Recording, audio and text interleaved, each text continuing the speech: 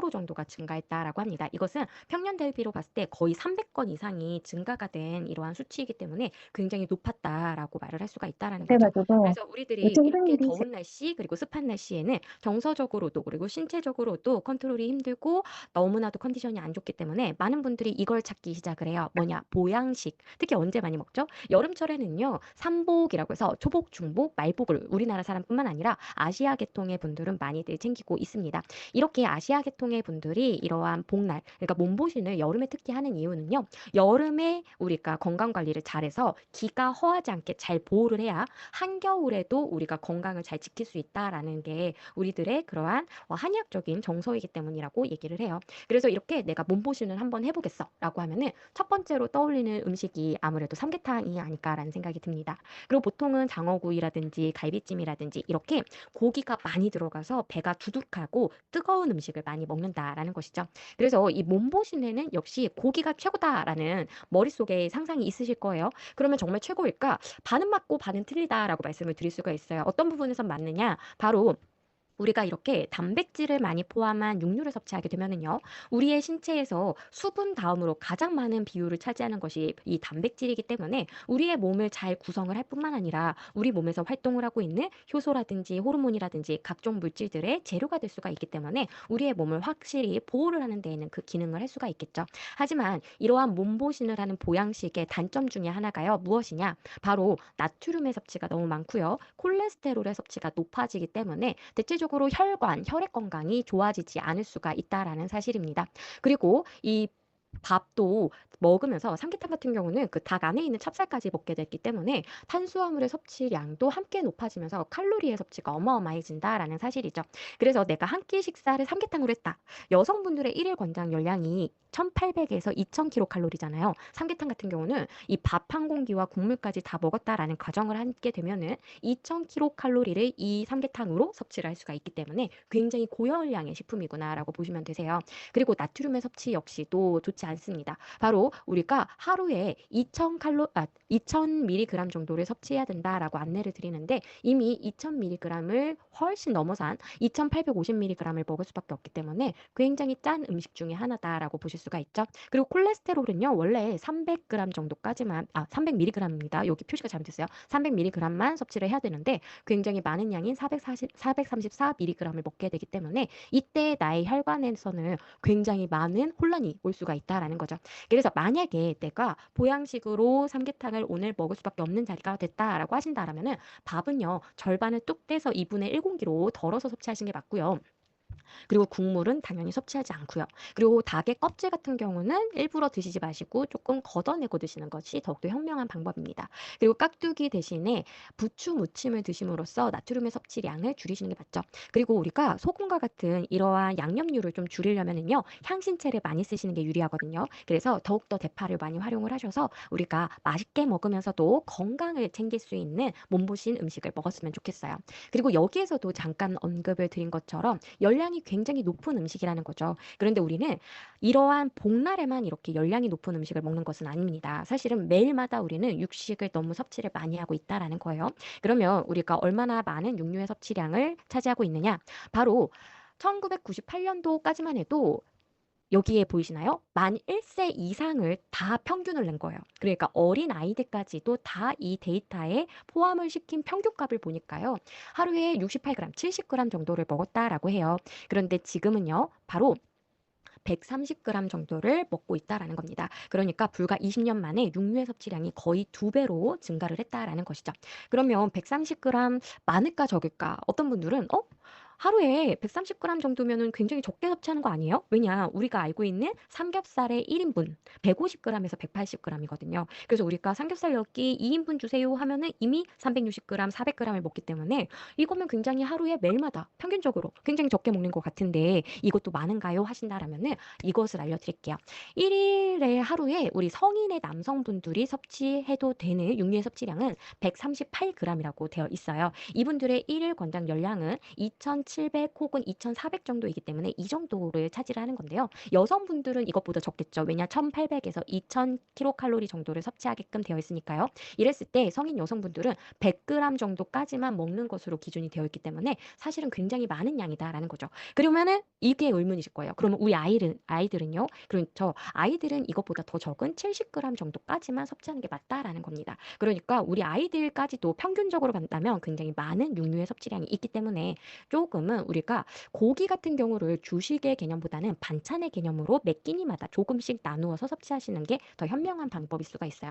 그래서 제가 20년 전에 저희 교수님께 배웠던 것 중에 하나가요. 우리나라 사람들은 고기 먹으러 간다라는 것을 굉장히 좋게 생각을 하는데 고기는 우리가 이렇게 삼겹살, 구이 이렇게 먹는 것이 아니라 사실은 반찬의 개념으로 생각해야 된다라고 얘기를 하셨었거든요. 그래서 이러한 부분을 생각하셔서 우리 아이들이 너무 매일마다 삼겹살을 먹는다라고 하면은 고기만 올인하고 있지는 않은지 한번 살펴보실 필요가 있습니다. 그리고 이 육류의 섭취량이 늘었다라는 거는 함께 무엇이 늘어나는 것이냐? 바로 지방의 섭취량 역시도 늘어난다라고 보시면 되겠습니다. 그런데 육류의 섭취량보다는 조금 덜 늘어났어요.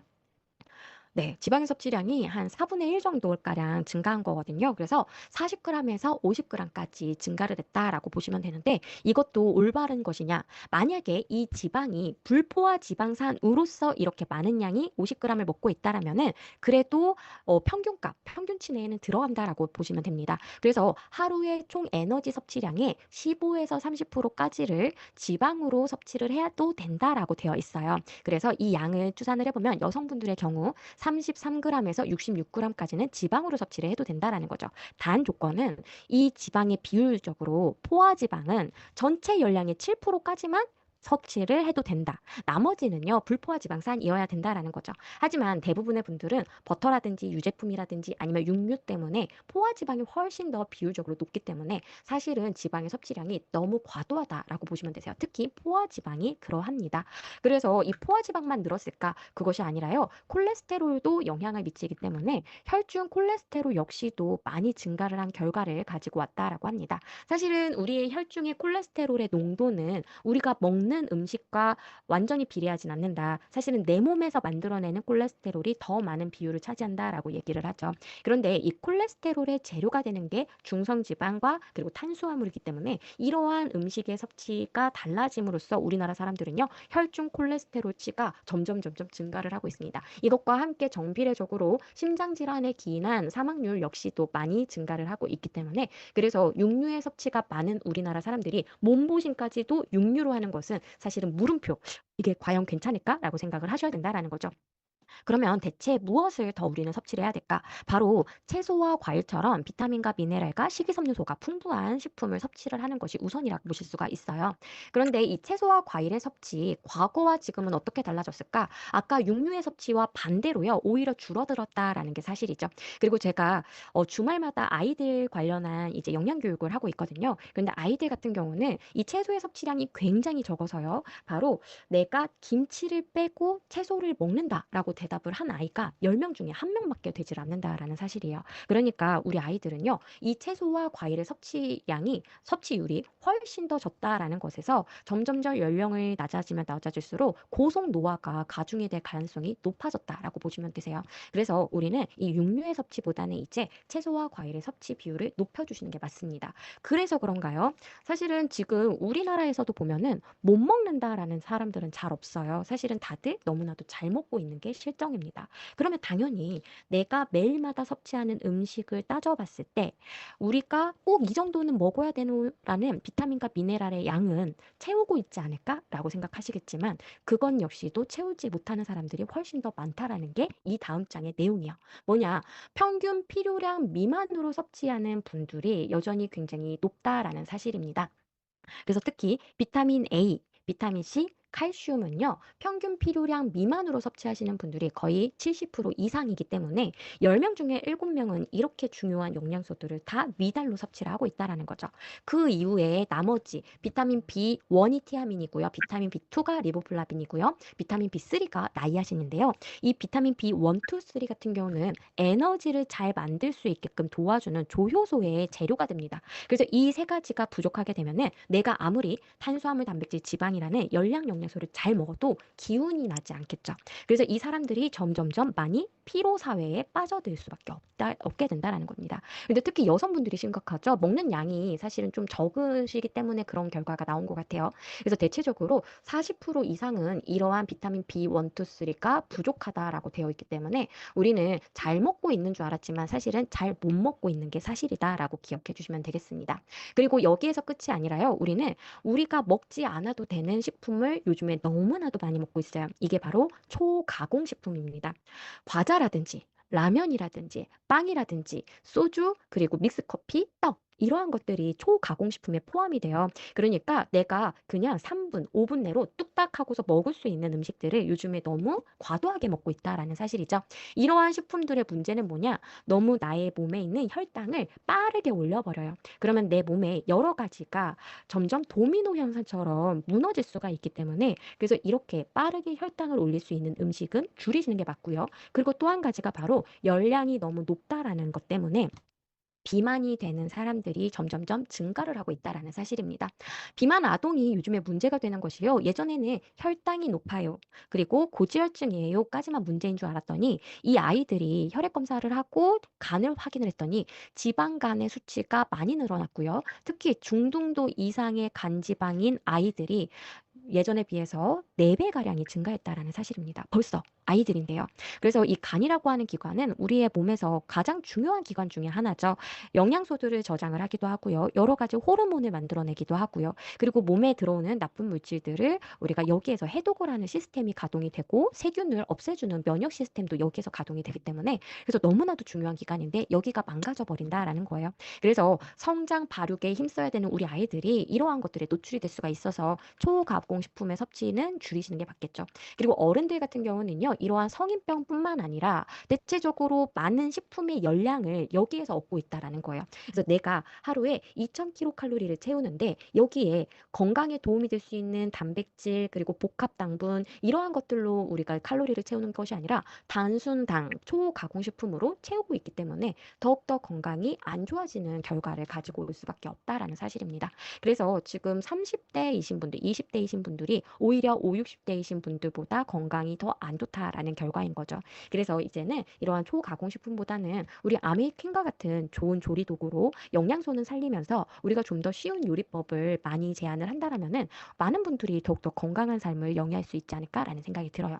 그러면 우리가 정말 너무나도 더운 때, 이렇게 습할 때 뭔가 더 기운이 났으면 좋겠어요. 그리고 내가 에너지를 좀 얻고 싶어요. 이럴 때 어떤 영양소가 필요할까? 그래서 첫 번째로는요, 바로 비타민과 그리고 풍부한 영양소가 많이 들어가 있는 과일과 채소를 충분히 섭취하는 게 중요합니다. 그리고 제철 과일들은 이러한 수분이 굉장히 많은 과일들로 지금 많이 나오고 있기 때문에 제철 과일을 우선적으로 선택해서 섭취하시는 게 참 좋겠죠. 그리고 땀을 많이 흘릴 수밖에 없습니다. 이랬을 때는요, 수분을 충분히 섭취하시면서 우리의 땀과 함께 배출이 되는 많은 이러한 미네랄들, 나트륨, 칼륨, 칼슘 이러한 것들을 충분히 섭취를 해주셔서요, 내 혈중의 전해질의 농도가, 내 체액의 전해질의 농도가 불균형이 일어나지 않게끔 막아주시고 이제 대비를 해주시는 게 맞겠죠. 그리고 장 건강도 굉장히 중요한 게 바로 여름철입니다. 내가 평상시에 똑같은 음식을 먹어도 탈이 안 났는데 갑자기 탈이 난다. 이것은요. 여름철에는 더욱더 미생물이 많이 번식을 할 수가 있기 때문에 같은 음식을 먹더라도 내 몸속에 들어오는 미생물의 양이 나쁜 미생물의 양이 늘어나면서 탈이 날 수가 있다라는 거거든요. 그래서 장 건강을 다른 계절에 비해서 더욱더 잘 챙겨주셔야 되는 것이 바로 여름철이라는 거 기억하시면 될 것 같아요. 그리고 자외선이 많은 한낮에는요. 내 온도가 체내의 온도가 너무 고온으로 올라가면서 내 몸에 있는 많은 시스템들이 중단이 될 수가 있어요. 그렇기 때문에 고온으로 올라가지 않게끔 내가 오후 2시 이후에 야외 활동을 할 수 있게끔 스케줄을 조절을 하시는 게 좋겠죠. 그리고 마지막으로 너무 더우시겠지만 땀이 너무 많이 나지 않는 조건으로 적절한 운동을 해주시면은요. 이 여름도 우리가 건강을 지키면서 활기차게 잘 보내실 수가 있습니다. 그리고 특히 키위, 수박 이러한 과일들 그리고 버찌까지 지금 굉장히 맛있고 수율도 굉장히 높은 계절입니다. 그래서 이렇게 많은 비타민과 미네랄이 포함이 되어 있는 채소와 과일을 드심으로써 내 몸에 있는 항산화 시스템도 잘 가동을 시켜주시고요. 그리고 계절에 따라서 나타날 수 있는 나의 몸에 부족할 수 있는 식물 영양소들을 채워주심으로써 생리 활성도 잘 일어날 수 있게끔 해주시는 게 맞겠죠. 그래서 이러한 채소와 과일에 있는 식물 영양소까지도 함께 채우시면 참 좋습니다. 그래서 이 식물 영양소는 어떤 역할을 할까? 바로 내가 나빠질 수 있는 건강이 더 나빠지지 않게끔 항상성을 우리의 몸은 항상 유지를 하려고 노력을 하는데요. 이 알로스타시스라고 하는 구간을 우리는 항상성의 구간이라고 얘기를 합니다. 그래서 이 알로스타시스라고 하는 구간이 넓게 형성이 되어 있는 분들은 내가 컨디션 난조가 되더라도 다시 정상으로 휴식을 조금만 취하고 잘 먹으면 다시 돌아오는 반면에 알로스타시스 자체가 굉장히 얕으신 분들은 쉽게 질병 상태로 빠질 수가 있게끔 되어 있거든요. 근데 이 식물 영양소가 그 알로스타시스를 탄탄히 만들어주는 걸로 알려져 있기 때문에 그래서 평소보다 더 많은 채소와 과일을 필요로 하는 게 여름이구나라고 기억해 주세요. 그리고 다양한 비타민들도 섭취해 주셔야 되겠죠. 비타민이라는 것은 내 몸에서 만들어내지 못하기 때문에 외부로부터 공급을 받아야 되는 영양소입니다. 그리고 단백질, 탄수화물, 지방과 같이 굉장히 많은 양을 먹을 필요는 없어요. 하지만 우리가 먹는 식품 안에는 다 미량으로 존재를 하기 때문에 더욱더 골고루 잘 챙겨서 먹어야 이 많은 비타민과 다양한 미네랄을 다 섭취를 할 수가 있겠죠. 그래서 내가 채소 한 가지만 섭취를 하시는 것보다는 알록달록하게 다양한 것들을 섭취를 해주시고요. 채식만 하시는 것보다는 비타민 B군이라든지 비타민 A, 비타민 D와 같은 것들은 사실은 이제 지용성의 비타민인 것들도 있고요. 그리고 비타민 B군 중에서는 육류에도 포함이 되어 있는 것들이 있기 때문에 적절한 육류의 양을 생각하셔서 그 정도는 섭취를 하실 필요가 있구나라고 기억해 주세요.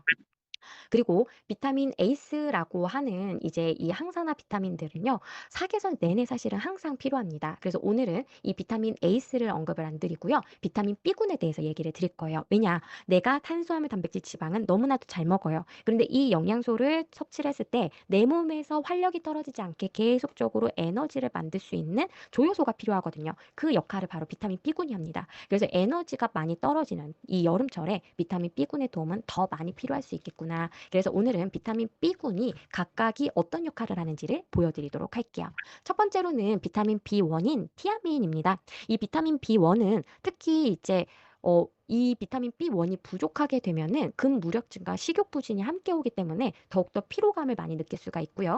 그리고 내가 탄수화물을 섭취를 해서 이것이 내 몸에서 올바르게 에너지로 전환이 될 수 있게끔 만들어주는 영양소인데 만약에 이게 부족하게 되면은 내 혈중에 젖산이라고 하는 농도가 높아지게 되면서 내가 더 많은 피로감을 느낄 수가 있어요. 우리가 뭔가 체력장이라든지 과도한 운동을 했을 때 온몸이 뻐근한 그 느낌, 그게 바로 젖산이 주는 효과잖아요. 그래서 이러한 것들이 많이 쌓이지 않고 바로바로 에너지로 전환이 될 수 있게끔 해주는 것이 바로 티아민이 하는 역할이기 때문에 내가 육체적인 노동이 많고 평상시에 피로감이 많이 느껴진다 하시는 분들은 바로 이 티아민을 충분히 섭취해 주시는 게 좋습니다. 그리고 이 티아민 같은 경우는 신경계와도 관련이 되어 있기 때문에 내가 너무 스트레스를 많이 받는다. 그렇게 되면은 내가 정신적으로도 피로감을 느낄 수 있잖아요.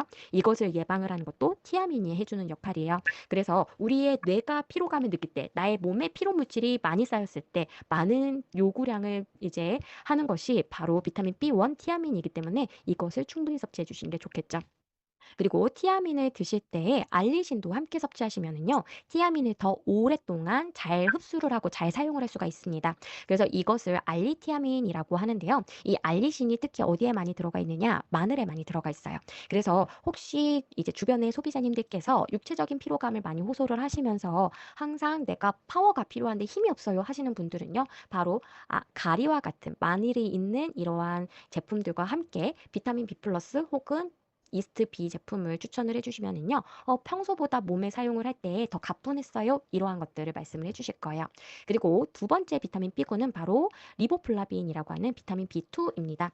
리보플라빈 하면은 뭘 떠올리시면 되느냐? 바로 입술 주변에 나는 염증들, 구순 구각염을 떠올리시면 되세요. 그래서 우리가 입꼬리에 염증 생기고 입안에 염증 생기면 비타민 C를 먼저 떠올리시거든요. 왜냐? 콜라겐 생성과 관련이 되어 있으니까요. 그런데 이 비타민 B2가 부족할 경우에도 이러한 염증이 많이 생기게 되어 있습니다. 그래서 이러한 분들께는요, 비타민 B 군을 충분히 섭취하시면서 비타민 C도 함께 섭취하실 수 있게끔 하시면은 예방과 함께 빨리 이것이 회복이 되는 것을 느끼실 수가 있어요.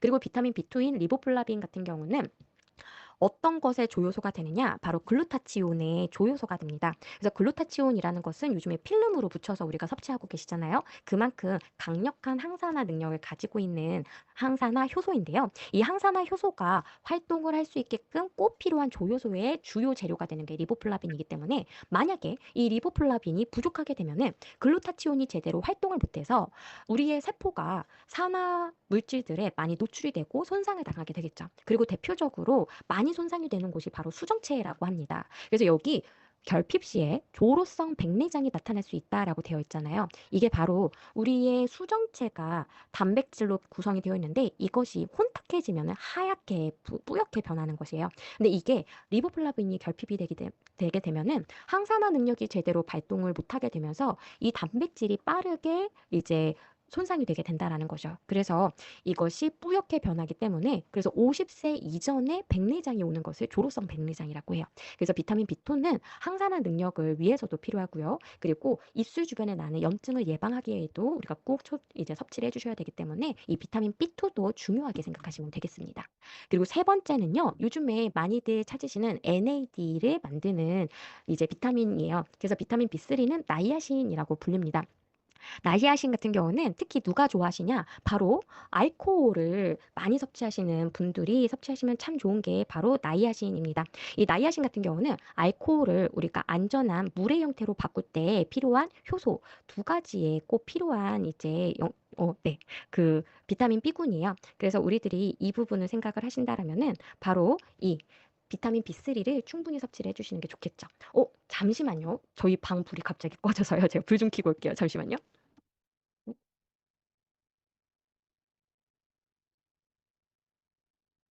네. 제 방 불이 갑자기 꺼져서 너무 깜짝 놀랐어요. 네. 그래서 이렇게 나이아신 같은 경우는 알코올을 많이 섭취하시는 분들 그래서 제가 그 뉴트리라이트에 한 12년 전에 초창기에 이제 입사를 했을 때 술자리가 있었는데 그렇게 이스트비를 저한테 많이 챙겨 주셨어요, 주변에서. 그래서 왜 그런가 했더니 이 비타민 B군의 역할 때문에 그렇다라는 거 기억해 주시면 되겠습니다. 비타민 B3 같은 경우는 특히 탄단지의 대사에도 도움이 되기 때문에 우리가 에너지를 잘 생성을 할 수 있게끔 만들어 준다라고 하고요. 그리고 혈청의 콜레스테롤 수치 조절에 도움을 주는 걸로 알려져 있어요. 특히 니코틴산 아마이드 형태의 나이아신이 콜레스테롤 수치를 잘 조절을 하는 걸로 알려져 있는데 우리 뉴트리라이트의 비타민 B3는 다 그 형태로 들어가 있습니다. 간혹 가다가 이 니코틴산 아마이드 같은 경우는 이제 얼굴이 붉어지는 것 때문에 걱정을 하셔서 저에게 문의를 주시는 분들이 있거든요. 그런데 그러한 얼굴이 붉어질 정도의 용량은요, 250mg입니다. 근데 우리나라 식약처에서는 35mg 이상 넣어놓지 못하게 되어 있어요. 법상으로. 그러니까 그 정도의 수치가 아니기 때문에 괜찮다. 오히려 다른 형태들은요. 콜레스테롤 수치 조절을 못해요. 효과적으로 못해요. 그래서 가장 적절한 양으로 가장 효과적인 형태를 넣어놓은 것이 바로 저희 뉴트리라이트 제품의 니코틴산 아마이드다라는 것도 기억해 주세요. 그리고 네 번째로 알아보실 것은 바로 비타민 B5인 판톤텐산입니다. 이 판톤텐산 같은 경우는 우리가 신경 전달 물질을 잘 만들어낼 때 꼭 필요한 조효소로 작용을 합니다. 그래서 내가 우울감이 있거나 굉장히 권태감이 느껴진다 하시는 분들은 바로 이 비타민 B5가 부족해서일 수도 있어요. 그래서 우리가 신경 전달 물질 중에서 가장 중요하게 생각하는 것들이 뭐 세로토닌이라든지 도파민이라든지 가바, 그러니까 우리의 정신적인 세계에 안정감을 가져다 준다라든지 활력을 가져다 주는 신경 전달 물질이잖아요. 이것들을 맡을 때 꼭 필요한 영양소들 중에 하나가 비타민 B5, 마그네슘, 철분, 아연과 같은 비타민 미네랄이거든요. 그래서 혹시 내 주변에 기분의 조절이 좀 어려워요 하시는 분들은 단백질과 함께 이러한 미량 영양소들도 충분히 챙길 수 있게끔 해주시면 되겠습니다. 두 번째로는요, 스테로이드 호르몬의 중간체라는 거예요. 그래서 이 스테로이드 호르몬 중에서는 대표적인 게 코티솔과 같은 스트레스를 조절하는 호르몬도 존재를 하거든요. 그래서 이 현대인들에게 꼭 필요한 존재 중에 하나가 비타민 B5다라는 것도 기억해 주세요.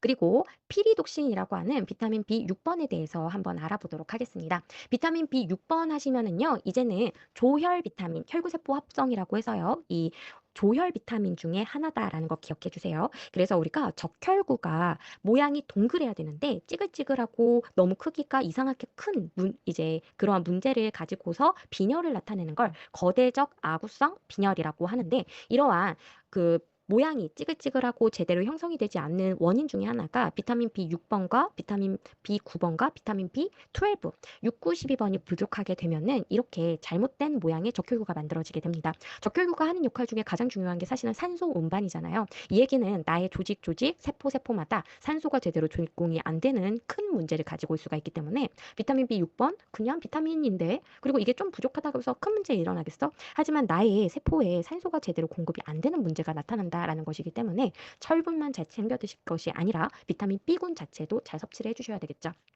그리고 두 번째로 정말 중요한 것은 호모시스테인 대사에 중요한 역할을 한다라는 거예요. 이것도 짝꿍 비타민 B6, 9, 12번이 그 역할을 합니다. 그래서 이 비타민 B6, 9, 12번이 부족하게 되면은 호모시스테인이라고 하는 독성 물질이 나의 혈중의 농도가 높아지게 되면서 내 혈관벽을 손상을 시키고 나의 뇌세포를 손상을 시켜요. 그래서 실제로 한 10년 전에요. 그런 뉴스가 많이 나왔었어요. 그래서 이 호모시스테인의 농도가 높으면 알츠하이머에 걸릴 위험률도 높아진다. 그래서 비타민 B군은요, 이러한 신경계통, 그리고 나의 신경세포를 위해서도 잘 섭취를 해주셔야 되겠죠. 그리고 마지막으로 혹시 주변에 PMS라고 하는 생리전 증후군을 많이 호소하시는 분들이 있다면은 마그네슘과 함께 비타민 B6번, 피리독신도 함께 추천을 해주시면 좋겠습니다. 만약에 이 비타민 B6번이 부족하게 되면은요, 기분의 조절이 잘 안 되게 되어 있어요. 아까 비타민 B5인 판톤텐산도 신경전달 물질의 형성에 영향을 줬는데요. 이 비타민 B6번 역시도 이 신경전달 물질 합성에 필수적이기 때문에, 그래서 이 비타민 B6번도 함께 섭취를 해주셔서 항상 결핍이 일어나지 않게끔 막아주시면 되겠습니다. 그리고 마지막으로 우리가 모발, 손톱, 피부 건강할 때 빠지지 않는 영양소죠. 바로 비오틴입니다. 그래서 이 비오틴 같은 경우는 피부와 모발 보호에 도움이 되는 것으로 알려져 있고요. 이건 역시도 에너지 대사에 도움이 되기 때문에, 그래서 비타민 B7이라고 하는 비오틴을 충분히 섭취하셔서 항상 나의 윤기 있는 피부, 그리고 나의 모발을 잘 만들어 주시면 되시겠죠. 특히 피부와 모발에 도움이 되는 이유는요, 재료가 되기도 하지만 바로 이러한 피부와 모발의 세포의 에너지 대사에 이 비오틴이 관여를 하기 때문이라고 해요. 그래서 잘 형성이 될 수 있게끔 에너지를 제공을 하는 역할을 하기 때문에 비오틴 항상 충분히 섭취를 해주시면 되겠죠. 그래서 여기까지 비타민 B군, 이스트 B와 비타민 B 플러스를 꼭 섭취해야 되는 이유, 그리고 여름철과 같이 에너지 대사 쪽으로 도움을 받으시기 위해서라도 꼭 잊지 않고 챙겨주시면 되겠습니다. 그리고 아까 말씀드렸어요. 땀과 함께 전해질 물질들이 많이 빠져나가요. 그래서 나트륨, 칼륨, 칼슘, 마그네슘과 같은 이러한 미네랄들이 너무 많이 빠져나갔다라면 채워주실 필요가 있죠. 그래서 여름철에는 더 많이 필요로 하기 때문에 잘 챙겨주실 필요가 있습니다. 그래서 우리 뉴트리라이트에도 XS 라인에 이러한 나트륨을 포함한 음료수들이 있기 때문에 그것을 통해서 내가 평소보다 땀을 많이 흘린 것 같다 하면은 보충을 해주시면 되시겠죠.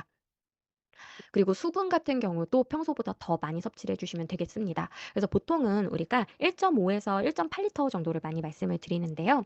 이것과 함께 여름철에는 거의 2리터 정도는 섭취를 해주시는 게 필요하시겠죠. 왜냐, 그만큼 많은 수분이 많이 빠져나가기 때문에. 그래서 이 공기가 없으면은 거의 20분을 우리가 살 수가 없고 뭐 이런 게 있잖아요. 그래서 수분 같은 경우는 3에서 5일 정도 안 마시게 되면은 우리는 쇼크를 일으키면서 사망에 이르기까지 우리의 체내에 정말 많은 양이 필요합니다. 그러면 그런 거 이제 궁금하지 않으셨어요? 저도 약간 이게 궁금하더라고요. 내가 평상시에 그냥 물 마실 타이밍이 돼서 물을 마시는 경우가 많아요. 저도 어딘가에 그냥 도착을 하면은 그냥 무의식적으로 물을 먹게 된다라든지 이런데, 정말 갈증이 나서 목이 마를 때는 내 몸에 얼마 만에 물이 빠져나갔기 때문에 이렇게까지 목이 마를까라는 궁금증이 있었는데요. 그게 체내에는 원래 신체의 60% 정도가 물로 되어 있는데 이 중에 1, 2% 정도가 없으면 갈증을 느껴요. 그러니까 우리의 몸에서는요, 이 60%를 채우는 게 굉장히 중요하다라는 거죠. 그리고 이 중에서 5% 이상이 부족해지면 그때부터 탈수 증상으로 머리가 어질어질하고 이게 쓰러지는 경우가 생긴다라는 것이죠. 그래서 하루에 우리가 보통은요, 2.5리터 정도의 수분 손실이 일어난다라고 되어 있습니다. 그래서 적어도 1.8에서 2리터 정도는 내가 습관적으로 먹으려고 많이 노력을 해주셨으면 좋겠어요. 그리고 아까 말씀드린 것처럼 여름철에는 장 건강도 꼭 지켜주셔야 되겠죠. 그래서 보통은 우리가 이 음식 먹었을 때 탈이 안 났는데 여름에 갑자기 나타났다. 그렇다면 이 미생물들이 너무 빨리 번식을 한, 증식을 한 결과다라고 보시면 되세요. 그래서 한 마리가 4시간 이후에는 수백만 마리로 증식이 될 수가 있기 때문에 더욱더 각별하게 식품을 잘 보관을 하는 것도 중요하고요. 그리고 내 장 내에 이러한 균들이 언제든지 침투할 수가 있기 때문에 항상 내 장을 튼튼하게 그리고 많은 유익균들을 많이 담는 것도 중요하시겠죠. 그렇다면 나의 장 건강을 왜 지켜야 될까? 이 장이 너무 중요한 역할을 하고요. 정말 특별한 구조로 되어 있기 때문입니다. 장은요, 그냥 내 몸의 일부, 조직이라고 생각을 했어요. 과거에는요, 그냥, 아, 내가 변을 잘 보기 위해서 만들어진 기관인가? 이런 생각을 했었거든요. 그러니까 노폐물을 잘 배출을 하기 위한 기관. 이렇게만 생각을 했었는데, 그것이 아니라 여기에는 굉장히 많은 미생물들이 살고 있으면서 나의 몸에 영향을 미치는 기관이라는 거죠. 그래서 장에는 100종류 이상의 38조 이상의 균이 서식을 하게 되어 있다고 합니다. 저도 한 8년 전까지는 강의를 할 때 100조개라고 말씀을 드렸었어요. 그런데 많은 학자들이 다시 검사를 해본 거죠. 그리고 추정치를 다시 역산을 했더니 38조 정도가 나왔습니다. 그래서 리더님들께서도 누군가에게 전달을 하실 때는 100종류 이상의 38조 이상의 균이라고 말씀을 해주시면 되세요. 그리고 이 장 중에서도 대장과 소장 있잖아요. 근데 대장은 아까 말씀드린 것처럼 변을 밖으로 배출을 시키기 위한 기관의 역할을 더 많이 해요. 그리고 수분을 다시 재흡수를 하는 역할을 해줍니다. 소장은 무슨 역할을 하느냐? 대부분의 영양소들을 잘게 쪼개서 흡수를 하는 곳이 바로 소장입니다. 그래서 내가 너무 빨리 변을 보게 되면 그 느낌 있으실 거예요. 내가 먹은 음식들이 과연 잘 흡수가 됐을까? 그쵸?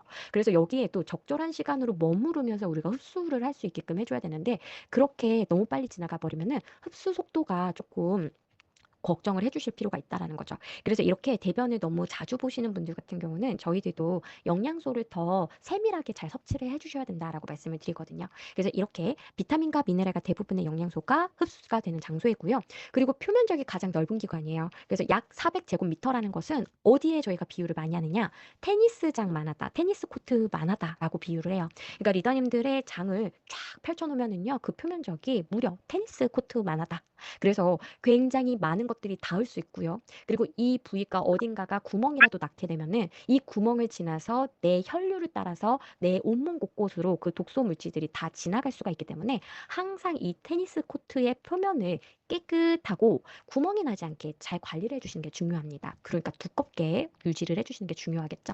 그리고 마지막으로는 장의 표면에는 점막이 있잖아요. 이 점막에서 외부로부터 유입이 되는 많은 것들이 접촉이 됩니다. 그리고 나의 미생물들과 그리고 나의 몸을 인식을 하는 거죠. 이것은 위험한 물질이다. 아니다. 이거는 괜찮은 물질이다. 유입을 할 것인가? 아니면 내 몸에게 빨리 배출을 하라고 명령을 내릴 것인가? 이러한 것들의 싸움이 나타나는 곳이기 때문에 전쟁터다라고 말을 할 수가 있습니다. 그러면 이 점막은 대체 어떤 모양으로 되어 있을까? 이것이 바로 실제 점막의 상태라고 보시면 되세요. 그래서 위쪽에 나와 있는 것들이 바로 플로라, 균들입니다.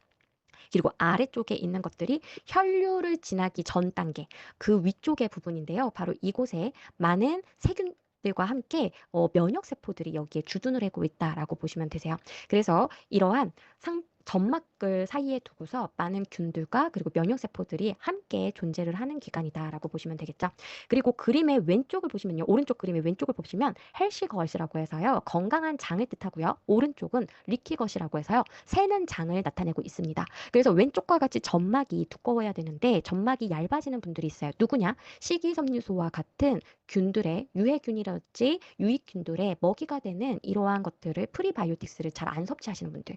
프리바이오틱스가 제대로 우리 몸에 공급이 되지 않으면은요, 이 균들도 먹고 살아야 되잖아요. 그럼 이 균들이 누구를 뜯어먹을까요? 점막을 뜯어먹어요. 그래서 점막이 얇아지는 거예요. 그래서 프리바이오틱스라고 하는 균들의 먹이가 되는 것들, 식이섬유소, 올리고당, 프락토올리고당이라든지 이눌린이라든지 이러한 것들을 충분히 섭취를 해주시는 게 점막 건강을 위해서도 중요합니다. 그리고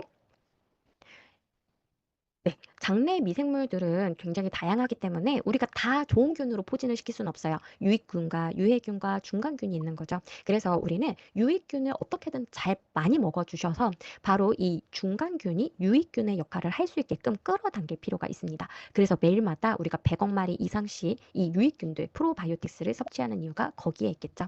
그리고 아까 말씀드린 것처럼 장 점막은 굉장히 두껍게 잘 유지가 되어 있어야 되고요. 그리고 아래에 장세포들이 포진해 있는데 이 장세포들은 어떻게 되어 있냐면 따닥따닥 붙어 있는 블록 같아요. 하나의 벽돌 같아요. 근데 이 벽돌들을 고리를 걸어서 다 연결을 해놨는데 나쁜 장벽 같은 경우는 이 고리가 다 끊어져 있는 거죠. 그래서 오른쪽과 같은 세능장이 되게 되면은 외부에서 들어오는 독소 물질들 병양균들 이러한 것들이 그대로 혈액 안으로 침투를 해서 온몸을 순환을 할 수가 있는 상태가 되는 겁니다. 그렇기 때문에 이 독소균들이 만들어내는 나쁜 물질들이 다 내 장내로 들어올 수가 있다라는 걸 상상을 하시면서 항상 좋은 균들이 내 장에 포진이 될 수 있게끔 장 점막은 두껍게 만들어줄 수 있게끔 이 타이트 정션이라는 고리가 끊어지지 않게끔 관리를 해주시면서 그리고 마지막으로는 나의 면역세포가 항상 튼튼하게 되어 있어서 외부로부터 들어오는 병원균들이 인지를 하면 바로 잘 대처를 할 수 있게끔 만들어주시는 거. 이게 여름철에 특히 더 집중해서 관리를 해주실 필요가 있다라는 거죠.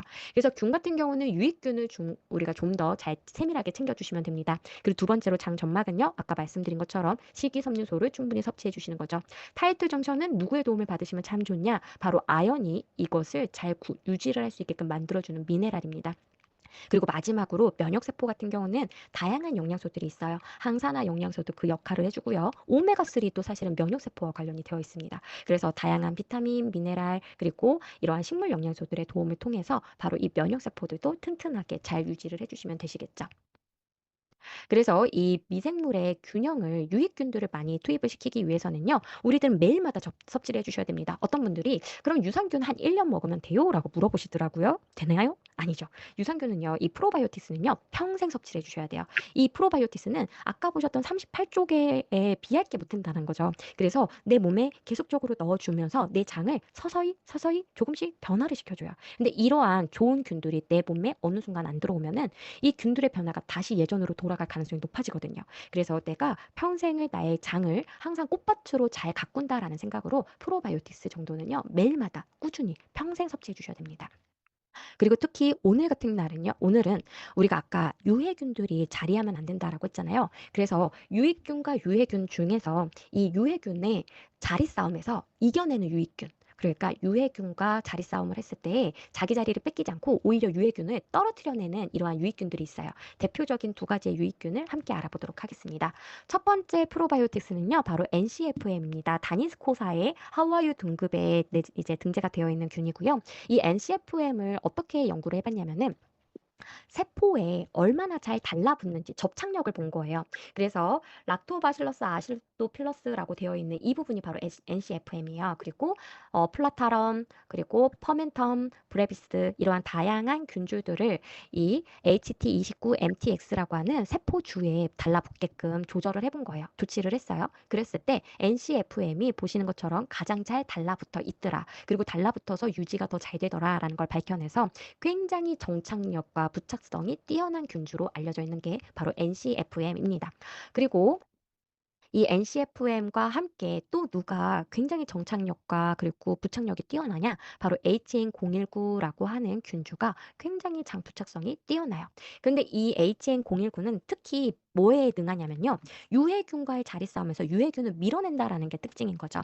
이 실험이 무엇이냐? 바로 부착을 해야 되는 이 장세포를 하나를 가지고 온 거예요. 여기에 유해균도 부착을 해보고 그리고 HN019도 부착을 해봤어요. 그랬을 때 이렇게 그래프처럼 부착이 되었더라라는 걸 보여준 거죠. 그리고 오른쪽은 뭐냐면은요. HN019와 그리고 이 유해균을 섞어갖고 믹스해서 부착을 시켰어요. 그랬더니 결과가 어떻게 나타났냐? 왼쪽 보시면은요. 따로따로 부착을 했을 때 아까 보셨던 그 유해균이 굉장히 부착 능력이 뛰어났던 거예요. 그런데 이 HN019와 함께 믹스를 해서 부착을 시켰더니 뚝 떨어진 거죠. 오른쪽처럼. 그러니까 유해균이 버티지 못하고 다 떨어져 나갔다라는 거예요. 그래서 이 HN019는 엉덩이 힘이 굉장히 강한 유익균이구나라고 기억하셔서 부착 능력이 뛰어나다 상상하시면 NCFM과 HN019를 떠올리시면 됩니다. 이 두 가지 모두가 호화로 등급이에요. 하와유 등급. 그런데 다니스코사의 프리미엄 균주가 지금 제가 알기로는 8가지로 알고 있는데 가장 최초에 등재가 되어 있던 게 바로 NCFM과 HN019입니다. 그래서 제가 알아본 바에 의하면 이 두 균주가 모두 사용이 되면서 이렇게 많이 사용이 되면서 이 정도의 금액을 형성을 하는 제품은 뉴트리라이트 제품이 유일해요. 그래서 이 두 가지 균주가 모두 다 많이 사용이 되었다라는 것에서 이 365 제품을 많이들 이제 권해주셨으면 좋겠어요. 그리고 이스트 B와 비타민 B 플러스 이 제품 각각 어떻게 섭취해야 되냐 문의들을 많이 주십니다. 그래서 이렇게 섭취하시면 좋을 것 같아요. 내가 선호하는 선호도가 무엇이냐에 따라서 다르게 섭취하시면 되겠죠. 나는 간식처럼 씹어서 섭취하는 게 좋아요. 과거에 원기소 맛이 그리워요 하시는 분들, 그러하신 분들은 바로 이스트 B 제품을 씹어서 섭취하시면 되고요. 그리고 나는 삼켜서 먹는 게 더 간편해서 좋아요 하시는 분들은 비타민 B 플러스를 섭취해 주시면 되겠습니다. 그리고 둘 다 수용성의 비타민이기 때문에 그래서 아침, 점심, 저녁으로 내가 8시간마다 한 번씩 섭취하는 방법을 사용을 하시는 게 가장 현명한 방법 중에 하나다라고 보시면 되겠죠. 그래서 비타민 B군 같은 경우는 아까 보신 것처럼 다양한 역할을 하는 조효소입니다. 그래서 내 몸에 이 효소들이 활동을 안 하는 곳이 없거든요. 여기에서는 효소를 돕는 조효소도 반드시 필요합니다. 그래서 내 몸의 활성과 그리고 피로를 도와주고 스트레스를 해소하는 데 도움을 주기 때문에 현대인들 남녀노소 모두 다 필요한 비타민 B군이라는 거 기억하셔서 내가 더블S에 혹은 뉴트리키즈 라인에 있는 것만으로 충분해라고 생각하지 마시고요. 지금과 같이 활력이 필요할 때는 더 섭취를 해주셔서 항상 활력을 챙겨가셨으면 좋겠어요. 이번에 7월 2일 같은 경우는 바로 이 비타민 이스트비 두 가지의 제품을 구입을 하시게 되면은 엔자임 바이옴 미니를 30포를 증정을 하게 되어 있습니다. 그래서 엔자임 바이옴을 한 달치를 가져가시는 프로모션이기 때문에 이왕에 이스트비 드시는 분들이라면 다들 가져가셨으면 좋겠어요. 그리고 이번에 마이랩 마이크로바이옴 마이랩 프로그램이 3주년을 맞이했습니다. 그래서 이 3주년을 맞이한 만큼 이번에 특별한 프로모션이 또 한 번 이제 준비가 되어 있어요. 그래서 이 프로모션 날짜 제가 지금 수정을 못했네요. 죄송해요. 7월 16일입니다. 7월 2일에서 7월 16일로 변경이 되었어요. 더 잘 이제 저희가 챙겨서 프로모션을 진행을 하려고요. 그래서 7월 16일에 어떻게 진행이 되느냐? 전에 가가호 프로모션 굉장히 인기가 많았거든요. 그래서 이번에도 가가호처럼 3개의 테스트 키트를 구입을 하시면 1개를 증정을 드립니다. 그래서 4인 가족을 했을 때 3인으로 충분히 모든 가족들이 다 테스트를 할 수 있는 이제 이번 구성이기 때문에 3 플러스 1이죠. 그래서 꼭 같이 가져가셨으면 좋겠어요. 그리고 이것뿐만 아니라 마이크로바이옴 제품을 섭취를 하시는 분들은 이 90포를 구매를 하시면은 엔자임 바이옴 미니 3개, 역시나 30포를 드리는 프로모션이 함께 진행이 됩니다. 그래서 테스트 키트도 가져가시고 그리고 이미 나는 테스트를 해서 마이랩 마이크로바이옴을 먹고 있다 하시는 분들은 엔자임 바이옴 미니 3개 30포 가져가시는 이번 프로모션 다들 경험하셨으면 좋겠어요. 그래서 이번에 프로모션과 함께 무엇이 달라지느냐? 결과 리포트가 좀 더 상세하고 그리고 관리가 쉽게 그리고 해석은 더 쉽게 바뀌었습니다. 그래서 예전에 소비자님들께 설명을 하실 때 조금 힘들었던 부분들 많이 의견을 주셨어요. 그것을 저희가 다 반영을 해서 이번에 리포트가 새롭게 변화를 합니다. 그래서 이전에는요. 그래서 이 그래프가 나타내는 게 좋다는 거야, 나쁘다는 거야. 그쵸? 사실은 우리 소비자님들은요. 내 장 상태가 그래서 좋아 나빠를 알고자 하시는데 이렇게만 되면은 좀 아리송해요. 근데 각각 사실은 뜯어 놓고 보면은 아, 이런 부분은 좋고 이런 부분은 나쁘기 때문에 나는 이게 개선이 필요하구나. 얼마든지 해석은 가능하지만 그래도 눈에 딱 직관적으로 보이는 단어가 필요했던 거죠. 주의, 보통, 양호. 그래서 이번에는 종합 결과를 주의, 보통, 양호라고 하는 상태 메시지로 표시를 드립니다. 그래서 혹시라도 우리 리더님들께서 소비자님들께서 이거 한번 해석해줘라고 했을 때 좀 어려움이 있으셨다라는 분들은 이번에는 해석할 필요도 없으세요. 보시면 바로 알 수가 있기 때문에 같이 보시면 이번에 좋게 나타났구나. 아, 이번에는 이게 부족했구나. 이렇게 말씀해 주시면 되겠죠. 그리고 예전에는요. 역시나 건강 관련 장내 미생물의 상태도 그래서 이게 좋다는 거야 나쁘다는 거야. 이건 역시도 그랬거든요. 이건 역시도 아까와 동일하게 상태 메시지가 표시가 되게 되어 있습니다. 그리고 이번에 연령대별 비교 추가가 함께 들어가 있어요. 건강검진 받으셔도 내가 그래서 또래보다 몇 살이 더 어리다는 거야? 이게 굉장히 중요하시잖아요. 여기에도 마찬가지로 그게 나타나요. 그래서 내가 연령대별로 비교했을 때 어떻대? 라는 상태가 딱딱딱 나와 있기 때문에 내가 좋대, 나쁘대가 바로 나오기 때문에 아, 내 상태가 어떻구나 직접적으로 아실 수가 있다라는 거 보여드립니다. 그리고 예전에는 포스트바이오틱스의 균형을 좀 많이 물어보셨어요. 이 결과가 무엇 때문에 나타난 거야? 그게 바로 포스트바이오틱스의 일부인 뷰티르산 수치 때문에 나타난 거거든요. 그래서 이번엔 아예 뷰티르산 수치와 관련된 항목이 신설이 되었습니다. 그래서 아, 이것 때문에 내 포스트바이오틱스의 분석이 이 결과가 나타났구나까지 연결이 되기 때문에 이렇게 기억해 주시면 될 것 같아요. 그리고 우리가 장 건강의 변화까지 이제 솔루션으로 말씀을 드리는 거예요. 그러니까 예전에는 이것을 다회차로 이제 분석을 받았을 때 그래서 내가 지금 어떤 방향으로 가고 있고 앞으로 어떻게 생활 습관을 가져가야 되는지까지는 연결이 좀 어려웠어요. 근데 여기선 다회차로 하면은 더 상세하게 내 변화를 눈으로 알 수가 있다라는 거죠. 그리고 이 생활 습관 가이드가 여기저기 산재해 있어서 앞에 나왔던 얘기가 뒤에 또 나오고 이렇게 했었거든요. 근데 이번에는 한 장에 딱 여기에만 표시가 되기 때문에 앞에서 했던 말이 또 나오고 이것을 방지를 했다라고 보시면 되겠습니다. 그리고 건강 정보의 내용을 좀 더 많이 가져가고요. 그리고 시각화를 했어요. 그래서 우리가 그림이 없으면 글로만 읽으면 좀 이해가 어려울 없잖아요. 저는 그렇거든요. 네. 그래서 이것을 좀 시각화를 해서요. 읽으면 바로 알 수 있게끔 해 놨다라고 보여드립니다. 그리고 페이지 하단에 관련된 건강 정보를 함께 명시를 해 놨습니다. 그래서 "이것이 무엇이야?"라고 묻기도 전에 이것에 대한 정답이 나와 있기 때문에 좀 더 상담하시기가 수월해졌다. 그리고 예전에는요. 인지건강 관련 미생물 이것은 낮은 편입니다. 어떻습니다.까지만 말씀을 드렸거든요. 근데 여기에다가 더 상세하게 해 놓은 거예요. 그래서 집중력, 기억력, 사고력 그러니까 리더님들께서 그 하고 싶었던 말들을 여기에 이제 써 놨어요. 그래서 내가 정말 속 시원하게 언급을 할 수 있는 부분이 다 이제는 광고 심의필이라든지 어떤 법적인 이런 것들을 다 해결을 해서 문구를 만들어서 넣어 놨기 때문에 이 정도 언급은 리더님들께서 속 시원히 말하셔도 된다라고 보시면 되겠습니다. 그래서 유해균에 대한 설명이 없잖아요. 그래서 이 유해균이 높으면 사실은 그거 많이 말씀하셨거든요. "그러면 어디가 안 좋아요? 이게 많아지면 어떤 결과가 나타나요?" 이것까지 말하고 싶은데 "이게 혹시 법적으로 걸릴까 봐 말을 못 하겠어요." 이런 말씀을 저에게 정말 많이 주셨어요. 그래서 그것을 다 해결해서 여기에다 명시를 했기 때문에 리더님들께서 속 시원하게 이걸 말씀을 해 주시면 되겠습니다. 그리고 마지막으로 이 장 건강이 이 마이크로바이옴 랩과 그리고 제품을 섭취를 하면서 점점 좋아진다라는 걸 6 개월이나 1 년마다 마이랩을 하지 않고도 확인할 수 있는 방법이 있죠. 뭐예요? 매일마다 보는 대변의 상태를 통해서 '내 장이 지금 좋아지는 방향이구나.'를 내가 느낄 수가 있어요. 그런데 이게 어느 방향으로 내 변의 모양이 달라져야 되는지 직관적으로 보실 수 있게끔 여기에 그 그림을 그려 놓은 거예요. 자세히 보시면은 변의 모양을 이렇게 나타났습니다. 그래서 리더님들께서 가끔 이제 물어보실 때 "대변의 상태가 몇 번째 그림하고 유사하세요?" 이러한 것들을 통해서 이제 문진도 하시고 상담도 하시면은요. 좀 더 좋은 방향으로 소비자님들의 건강 상태를 이끌어 가실 수 있지 않을까라는 생각이 듭니다.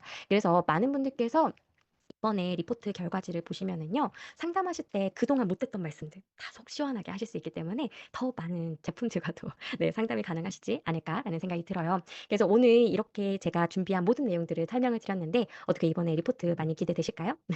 네 기대되실 것 같습니다. 그래서 이번에 저희가 7월 16일에 이 프로모션이 진행이 되면서 이 리포트도 그때부터 개선이 되기 때문에 그때 만나보실 수 있을 거라고 기대해 주시면 되겠습니다. 네 그래서 우리 리더님들께서 많은 기대를 해 주시는 만큼 더 상세하게 잘 준비를 해서요. 리더님들의 사업을